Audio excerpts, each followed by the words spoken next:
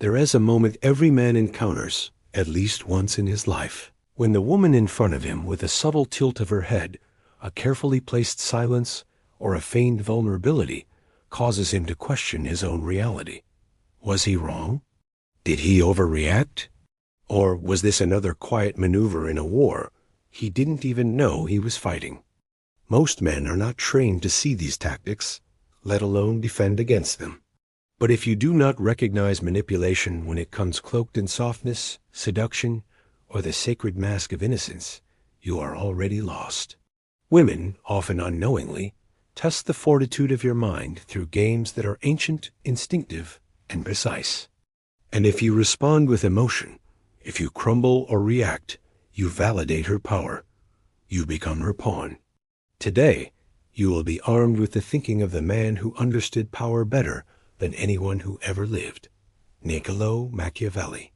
The man who taught princes how to survive courts full of whispers, betrayals, and sweet lies. He knew that power was perception, and survival depended not on brute strength, but on knowing when to play the fox and when to be the lion. This is your Machiavellian defense, not against warlords, but against subtle emotional warfare. The promise I offer you is this. By the end of this video, you will not only recognize a woman's manipulation tactics with ruthless clarity, you will disarm them gracefully, dominantly, and without flinching. You will learn the 5 most common romantic manipulation scenarios, and in each one, you will see how the average man fails and why she loses respect for him. Then, you'll witness how the Machiavellian man cold, calculating, yet seductively calm turns her tactics into opportunities to assert his dominance, reshape her perception, and ignite desire. This is not a game of cruelty. This is a game of survival. And the man who masters it becomes unshakable. Now, listen closely. She stares at her phone, then at you, and says it almost playfully, "You probably talk to other girls, don't you?" The moment is light, flirtatious, seemingly innocent. But hidden beneath the sugar-coated tone is a precise psychological maneuver. This is scenario 1, the jealousy bait. She wants to measure her power, her value, and your level of emotional investment without ever risking hers. It's not just a question. It's a test. And the test is evolutionary. On a primal level, a woman desires a man who is desirable to other women. But she also fears the pain of being one among many, of being discarded or overlooked. So she deploys jealousy not to attack, but to observe. How will you respond? Will you panic? Will you reassure her? Or will you reveal a deeper truth, one that stings and seduces at the same time? Her goal is to stir insecurity in you, so she can feel more secure in herself. She plays innocent, but she's watching with surgical focus. Your reaction will determine if you're her equal or her subordinate. The weak man fumbles. His heart rate spikes. He insists, with wounded indignation, "No, I don't talk to anyone else." Why would you think that? He rushes to reassure, to defend, to close the gap between them. But what he does not see is that in his desperation to be understood, he has already lost her respect. He has shifted the power. Now she knows. He fears losing her. And if he fears losing her, he can be controlled. The weak response is always rooted in self-preservation. He thinks that by being honest and open, he's being noble. But in her subconscious mind, he has failed the test. Why? Because he has revealed that her words dictate his emotional state. This collapse is internal. By trying to appear harmless, he has appeared weak, and women do not desire weakness. They tolerate it until they don't. The more he tries to convince her of his fidelity, the more she senses he lacks options, lacks magnetism, lacks the silent aura of danger that women are biologically drawn to. Her attraction wanes, slowly but irrevocably. He becomes safe. But safe is not seductive. Now, enter the Machiavellian. She asks, "You probably talk to other girls, don't you?" He looks at her with calm amusement, not defensiveness. He lets the silence stretch, then replies with a slow smile. Maybe they talk to me. And then he returns to what he was doing. He doesn't explain. He doesn't justify. Why? Because his power lies in his ambiguity. His value is not up for debate.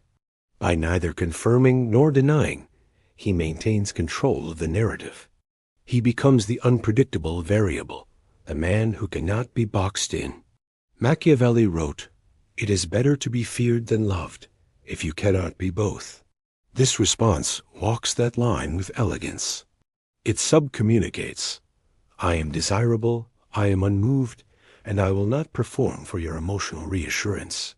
In doing so, he triggers her two deepest instincts, competition and curiosity. Now she must work harder to secure his attention, to reclaim control, and this effort makes her more emotionally invested. Her perception shifts. At first, she is taken aback. He didn't flinch. He didn't apologize. He didn't beg for approval. Instead, he left her suspended in uncertainty, and it thrills her. In a world of men who chase, explain, and emote, he remains a mystery. The psychological equation changes. Now she wonders who these other women are. What do they see in him? Why doesn't he need to convince her? Her mind spirals not with fear, but with fascination. This man does not react to her tests. He bends them. And now, without realizing it, she is chasing his validation, recalibrating her behavior, and entering his frame. She still doesn't have her answer. And that's precisely why she can't stop thinking about him. It's a quiet evening. You've had a long day. She walks in, a little colder than usual. Her words are distant, vague. Then comes the line, "I just feel like you don't care anymore." She doesn't raise her voice. She doesn't storm out. No, this is scenario 2, the emotional guilt trap of manipulation rooted not in logic, but in the ancient emotional weapon of shame. Women are masters of emotional energy. They sense when a man is slipping into apathy or distraction, and rather than confront him directly, they employ a guilt strategy, a silent accusation designed to pull him back into orbit around her emotional world. Her words are crafted to make you feel like the villain, to awaken your protector instincts, to break your frame. But what is she really testing? She wants to know, are you still captivated by her, or have you emotionally escaped? Will you come crawling back to validate her emotions, or will you remain sovereign in your inner world? The weak man folds instantly. His voice softens. His spine collapses. What? Of course I care. Don't say that. What did I do? He rushes to explain, to apologize, to fix an emotional wound he didn't even cause. And in doing so, he steps into a trap. The trap of reactive guilt. The moment he tries to correct her perception, he validates her control over the emotional frame. He is no longer the architect of his reality. She is. He becomes the emotional janitor cleaning up her feelings, trying to make her feel safe and reassured. But reassurance offered too freely loses its value. Worse, it communicates one dangerous message.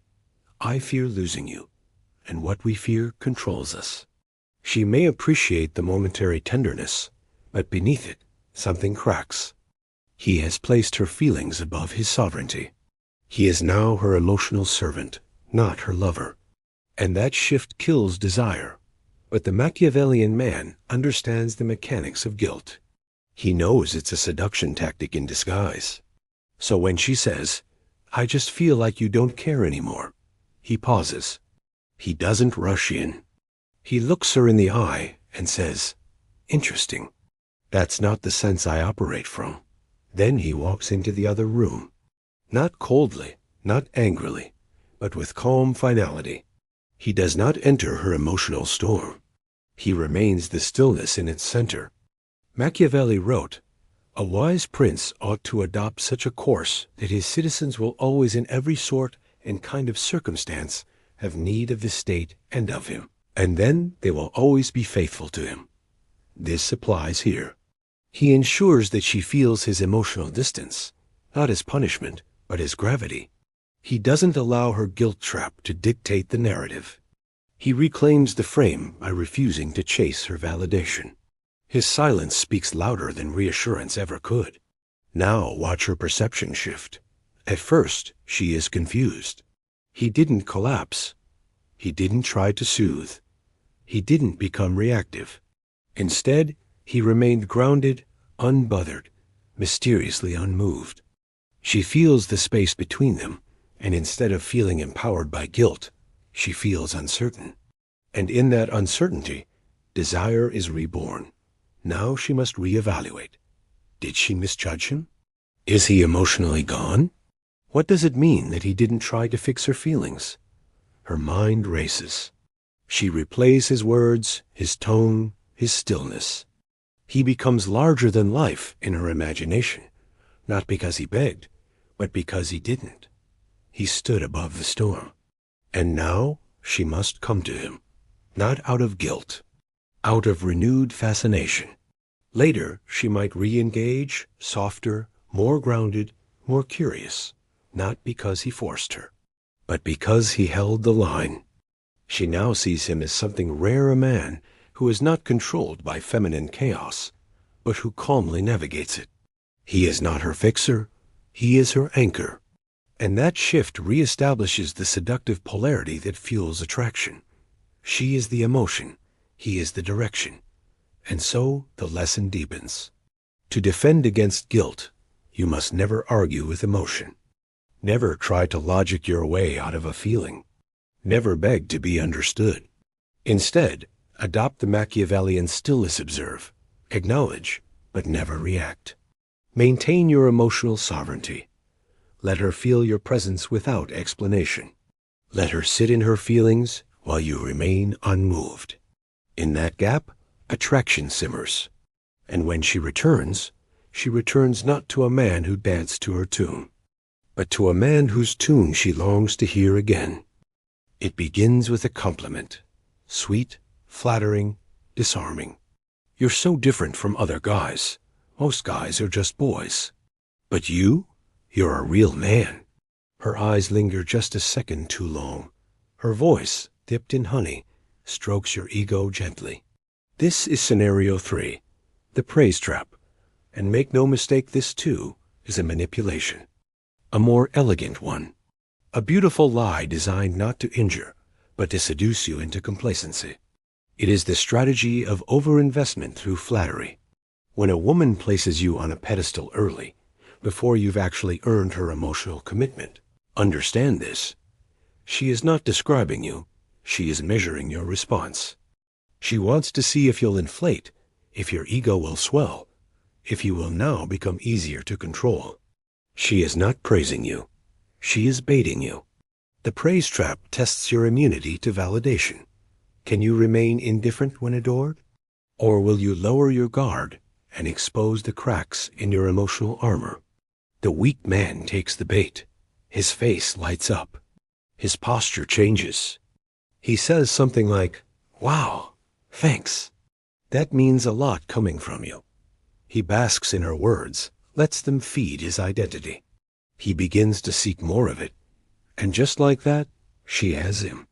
She knows she can now shape his behavior with compliments. He will chase that high again, perhaps by being more agreeable, more available, more performative. He becomes addicted to her positive reinforcement. But the moment he internalizes her praise, he gives her the lever. She can now withdraw the praise, weaponize it, use silence as a punishment.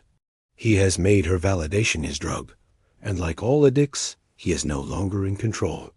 Her compliments now set the tempo of his self-worth. What he thinks is a romantic moment is actually the beginning of soft submission. Because when a man lives for a woman's approval, he is no longer her lover, he is her dependent. A Machiavellian man responds very differently. When she says, "You're not like other guys," he doesn't smile. He doesn't lean in. He just looks at her for a beat and says, "I know. No thanks. No applause." Just certainty. Confidence, not performance. He does not absorb the compliment because he already possesses the identity she's trying to assign to him. In doing this, he sends a clear signal. I do not need your approval to believe in my value. This is the true Machiavellian principle of self-rule. He is the state, he is the throne. Praise does not elevate him, because he already stands above it. Machiavelli advised rulers to cultivate the image of virtue while privately controlling its meaning. Likewise, the powerful man allows her to praise him, but never becomes dependent on it. His identity is fortified from within, not sculpted by feminine flattery. He remains emotionally untouchable, which ironically makes him more desirable. The shift in her perception is immediate and electric. What began as a subtle test now becomes a source of fascination. He didn't react the way she expected. He didn't crave her validation. And now she begins to wonder, who is this man? Why is he so sure of himself? Why doesn't he soften under my praise? In that moment, her attraction deepens, not because he thanked her, but because he didn't need to. She senses something uncommon, a man immune to seduction, and yet irresistibly seductive. Now the praise trap collapses, not because he avoided it, but because he reversed it. She is now chasing his validation, hoping he notices her value. The polarity has flipped. She has become the supplicant, and he the sovereign. More importantly, this single moment reprograms the dynamic between them. She sees him as a man with boundaries, not just physical, but psychological. A man who cannot be shaped, only chosen. She feels safe in his strength, but more than that, she feels aroused by his distance. He is not cold, he is reserved. He is not arrogant, he is certain. And that certainty is the ultimate aphrodisiac. From here forward, her admiration becomes voluntary, her investment deepens, and her desire sharpens, not because he clung to praise, but because he walked past it without blinking. It's late. You're tired. She's scrolling through her phone, and then out of nowhere she sighs and says, "You never really open up to me. I just feel like you don't trust me." This is scenario 4, the vulnerability demand. And this, too, is a manipulation cloaked in the softest fabric. What seems like a genuine plea is often a control tactic designed to penetrate your fortress and make your emotions available for dissection. Women know that when a man reveals his deepest fears, he becomes more predictable, more manageable. It is not that they want you to bleed out your soul. Because they cherish your pain, it's because vulnerability, when extracted too early or too easily, is power transferred. And the true Machiavellian understands this. To reveal weakness is not intimacy, it's surrender. She doesn't want access to your heart. She wants to see if she can make you hand it over. The weak man hears her and crumbles. Okay, you're right. I've been hurt before. I don't know how to open up, but I'll try. I promise. His voice softens. His eyes look for reassurance. And she listens compassionate, even grateful, but deep inside, something shifts. He has now traded his mystery for comfort. He believes that vulnerability will create closeness. But in reality, it often creates familiarity. And familiarity is the graveyard of attraction. Worse still, his willingness to become emotionally naked on command signals something deeper, that she leads the emotional pace, that she holds the key to his inner world, that she gets to decide when he opens, how he opens, and what that opening looks like. And the moment that happens, he stops being the challenge. He becomes the project, the emotional pet. A man who seeks to be understood more than he seeks to be respected becomes forgettable. The Machiavellian doesn't bite. He looks at her, expression steady, and replies, "Some things are earned slowly, not given because they're asked for." Then silence. He does not elaborate. He does not confess. He reasserts the truth. His vulnerability is currency, and it cannot be withdrawn under pressure. This is not coldness, it's mastery.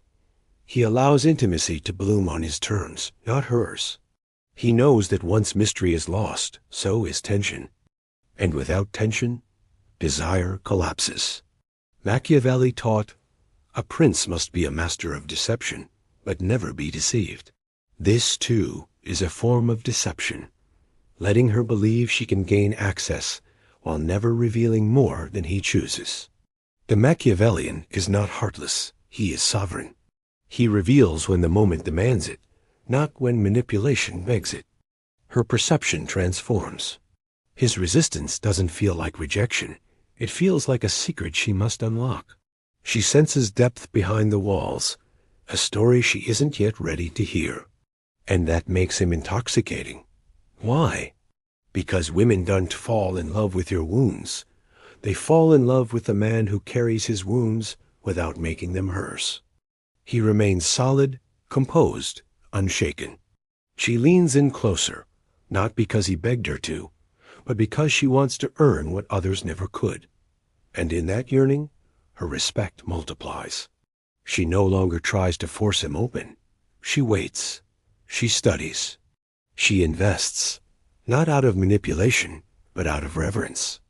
This is the paradox of romantic power. The more he withholds, the more she desires. The more emotionally self-possessed he remains, the more she imagines him as a fortress, and fantasies are born in the shadows of the unknown. Vulnerability, when forced, is weakness. Vulnerability, when chosen, is dominance. And only the man who knows the difference can maintain both her curiosity and her devotion. The night is going well. There's laughter, warmth, a spark between you. Then suddenly she goes cold, pulls back. Her energy shifts. Her phone becomes more interesting than you. She doesn't explain. She just withholds. This is scenario 5. The silence punishment is psychological retreat used to unbalance your frame and extract power without direct confrontation. It is one of the oldest tactics in the feminine arsenal. When she withdraws her attention, it's not always because she's upset. Sometimes it's because she wants to see what you'll do when she disappears. Will you chase? Will you beg? Will you spiral?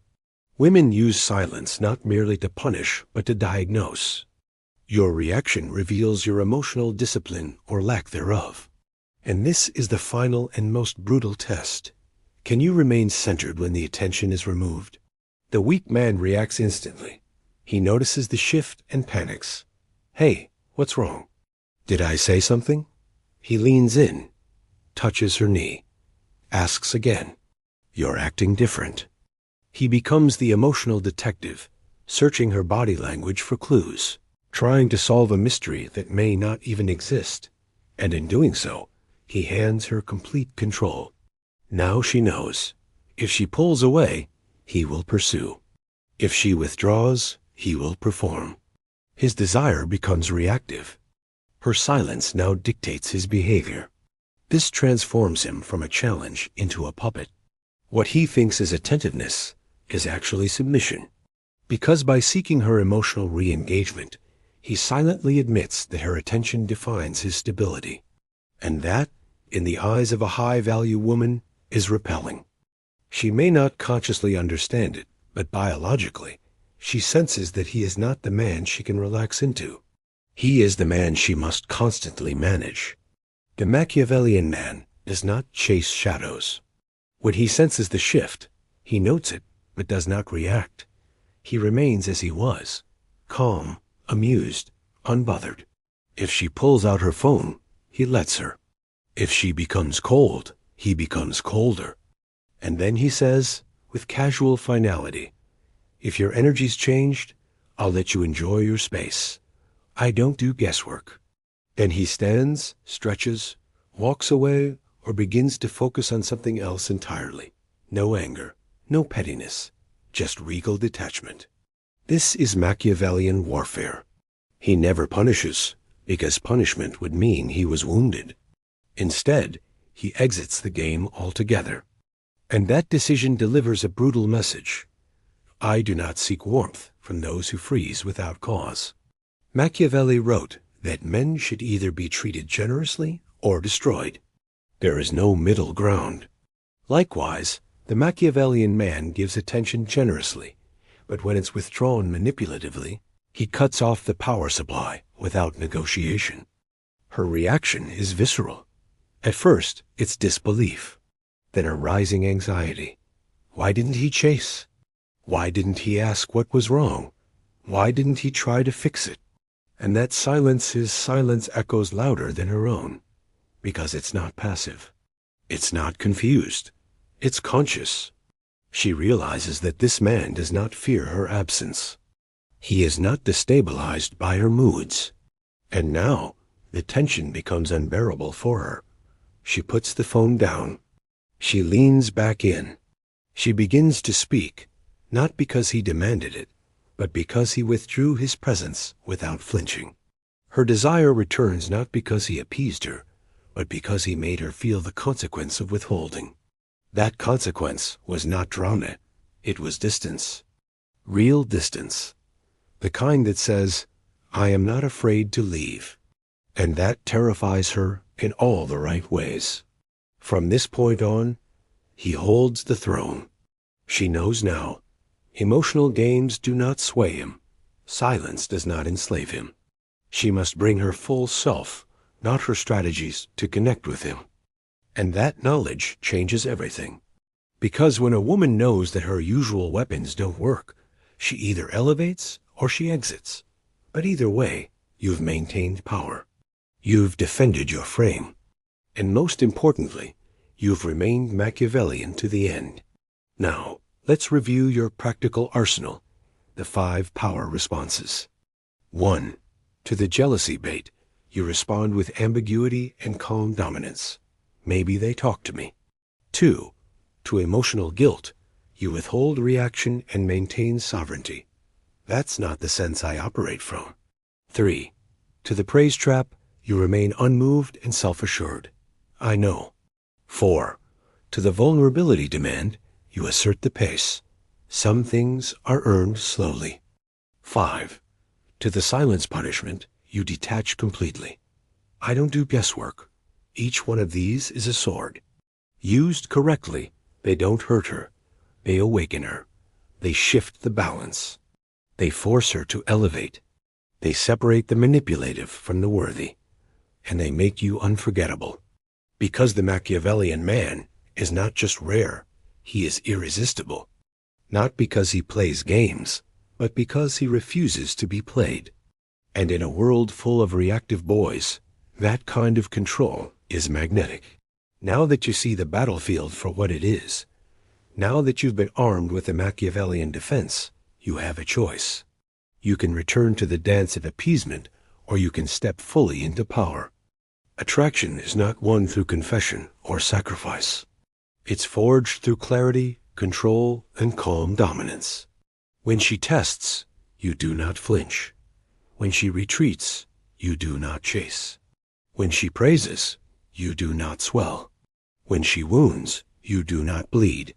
You've just seen how to disarm manipulation without force, how to lead without control, how to seduce without trying. Now, continue your transformation. In the next video, we expose the 7 unconscious ways women test a man's masculinity and how to pass each one without saying a word. Watch it now, because the game isn't over. It's only just begun.